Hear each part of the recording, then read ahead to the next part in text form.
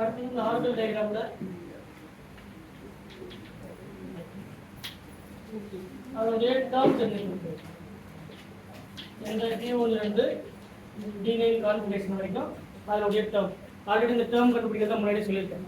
சரி, இந்த L உடைய வேல்யூ கண்டுபிடிக்கணும். அதுக்கப்புறம் ஸ்பின் மல்டிப்ளிசிட்டி கண்டுபிடிக்கணும்.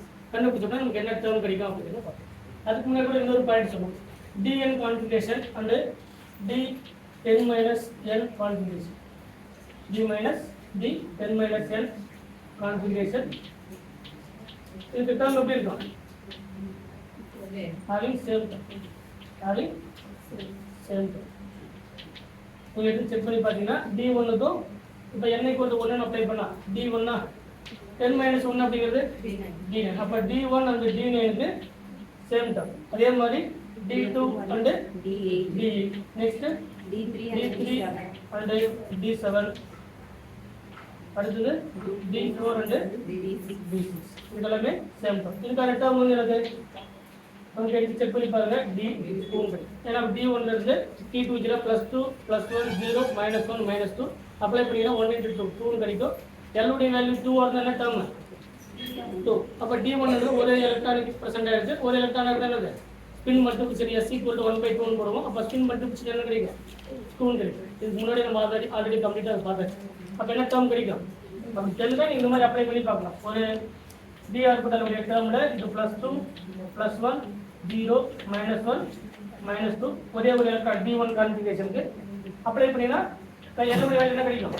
2 கிடைக்கும். L உடைய வேல்யூ 0 1 2 3 இந்த மாதிரி. அப்ப S orbital D orbital D term. சரிங்களா? அப்ப 2 உடைய வேல்யூ வந்து என்ன கிடைக்கும் நமக்கு?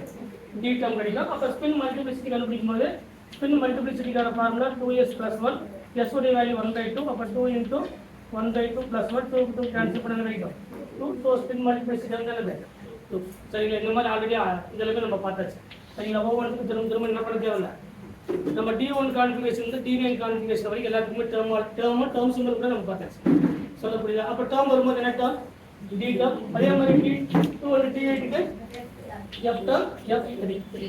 அடுத்தது D3 and D7 க்கு அதுவும் F டேர்ம் தான். But F4. அடுத்தது D. சரிங்களா? இங்க இன்னும் ரெண்டு கேட்டகரி இருக்கு. ஒரு D5 and D10. D5 and D10. But இது என்னது? நமக்கு இந்த ஆர்கல் டயகிராம்ல பார்க்கிறது. ஏன்? இது கம்ப்ளீட்லி ஃபில்டு ஸ்பின் பர்பிடல். அதே மாதிரி இது T5 ஸ்பின். இது என்னது? பர்பிடல். பட் இதுக்கான டேர்ம் வந்து என்னது? இதுக்கு S6 ஆ? இதுக்கு S. சரிங்களா? D5 and D10 கான்ஃபிகரேஷனுக்கு அதுக்கான டேர்ம் வந்து S6. இதுக்கு S1 கான்ஃபிகரேஷன். இப்போ இதுல இந்த ரெண்டு கேட்டகரியை பேஸ் பண்ணி இதுல இதெல்லாம் 1 volt டிரான்சிஷன், இதெல்லாம் 1 எலக்ட்ரானிக் டிரான்சிஷன், இதெல்லாம் 2 எலக்ட்ரானிக் டிரான்சிஷன், இதெல்லாம் 2 volt டிரான்சிஷன் அப்படிங்கறத பொறுத்து ஒரு d ஆர்பிட்டாலுடைய ஸ்பிளிட்டிங்ல எங்கெங்க இதெல்லாம் ஆக்டாய்டலா இருக்கும்போது இதெல்லாம் டெட்ராய்டல், இதெல்லாம் டெட்ராய்டலா இருக்கும்போது இதெல்லாம் ஆக்டாய்டல் அப்படிங்கிற டேர்ம் தான். ரெண்டு டயகிராம் தான். ஒன்று d ஆர்பிட்டாலை பேஸ் பண்ணி d டேர்மை பேஸ் பண்ணி வரக்கூடிய ஆர்கல் டயகிராம், இன்னொன்று f டேர்மை பேஸ் பண்ணி வரக்கூடிய ஆர்கல் டயகிராம். ரெண்டு டயகிராம் தான் இருக்கு. சரிங்களா? இது வரைக்கும் எல்லாருக்கும் புரியுதா? இப்போ இதுக்கப்புறம் என்ன பார்க்கணும் நம்ம? இதுல நமக்கு ரொம்ப முக்கியமா இருக்கக்கூடியது சின்ன சின்ன வார்த்தைகள்ல ஒன்று ப்ராடனிங். சரிங்களா? ப்ராடனிங் அப்படின்னா என்ன? இதெல்லாம் டீட்டெயிலாக சொல்ல போறல. சரிங்களா? அடுத்தது அப்ஸ்கொயரிங். இதே கேட்டகரியில் தான் ப்ராடனிங் இருக்கு. சோல்டரிங் அப்படிங்கிற ஒன்று இருக்கு. சரிங்களா? இதுல கிராஸ் ஓவர் பாயிண்ட்னா என்ன? Cross over point. அடுத்தது நான் கிராஸ் ஓவர் பாயிண்ட். நான் கிராஸ் ஓவர் பாயிண்ட்.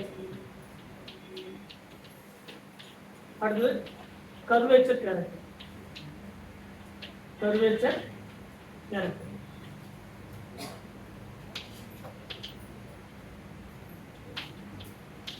இது எல்லாமே இதுல ஆர்கல் டயகிராம்ல வருது.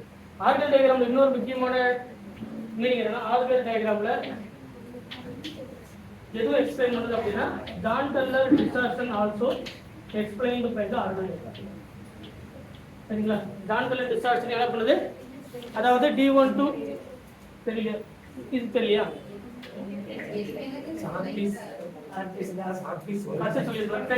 ஃபர்ஸ்ட் வந்து ப்ராடனிங். சரிங்களா? நான் சொல்றேன் வெளிக்கிறேன். சரிங்களா? ஃபர்ஸ்ட் வந்து ப்ராடனிங், ரெண்டாவது அப்ஸ்கொயரிங், தேர்ட் வந்து கிராஸ் ஓவர் பாயிண்ட். திரும்ப இந்த டாபிக்ல எது தேவைப்படும் இது திரும்ப எல்லாத்தையும் டீட்டெயிலாக எக்ஸ்பிளைன் பண்ணுவோம். கிராஸ் ஓவர் பாயிண்ட் என்ன, நான் கிராஸ் ஓவர் பாயிண்ட் என்ன, ப்ராடனிங் அல்லது சோல்டரிங் என்ன, அப்ஸ்கொயரிங் என்ன, அதே மாதிரி கர்வேச்சர் கேரக்டர், ஜான்டலர் டிஸ்டார்ஷன் இதெல்லாத்தையும் சொல்லுவோம். சரிங்களா? இதுக்கு மட்டும் அந்த டிஎன் கான்ஃபிகரேஷனுக்கும் D10-n கான்ஃபிகரேஷனுக்கும் சேம் டேர்ம் அப்படிங்கிறத மட்டும் எழுதிக்குவோம். சரிங்களா? டிஎன் கான்ஃபிகரேஷன் அண்ட் D10-n கான்ஃபிகரேஷனுக்கு சேம் டேர்ம். சரிங்களா? அது என்ன டேர்ம் அப்படின்னா D1 கான்ஃபிகரேஷன் அண்ட் D9 கான்ஃபிகரேஷனுக்கு என்ன டேர்ம் அப்படின்னா D2 டேர்ம். அதே மாதிரி D2 கான்ஃபிகரேஷன் அண்ட் D8 கான்ஃபிகரேஷனுக்கு same term F3. Next D3 configuration and D7 configuration the same term F4. Last one D4 configuration and D6 configuration same term D5. சரிங்களா? அதே மாதிரி D5 configuration கான term S6. Last one D10 configuration கான term வந்து S1. But இது வந்து நம்ம orbital டயகிராம்ல explain பண்ண போறது. ஏன்னா forbidden transition string forbidden transition D5 high spin complex and D10 complex வந்து என்னது பர்பிடியன். அதை பத்தி நம்ம டீடைலா எக்ஸ்பிளைன் பண்றோம். பட் ஆர்பிட்டல் டயகிராம்ல எதை மட்டும் எக்ஸ்பிளைன் பண்ணோம்? இந்த ரெண்டு டேர்ம் இந்த D2 டேர்ம் அதே மாதிரி D5 term and F3 term and F4 term. சரிங்களா? இதெல்லாம் கிராஸ் ஓவர் பாயிண்ட், நான் கிராஸ் ஓவர் பாயிண்ட், அதே மாதிரி அப்ஸ்கரிங்னா என்ன, ப்ராடனிங்னா என்ன, சோல்டரிங்னா என்ன. சரிங்களா? எது கர்வேச்சர் கேரக்டர் இதெல்லாத்தையும் நம்ம இந்த ஆர்பிட்டல் டயகிராம்ல பார்ப்போம். சரிங்களா? அடுத்து வேறு சாப்டர்ஸ் எழுதுறோம். இப்போ இங்கே மட்டும் எழுதிக்கோங்க.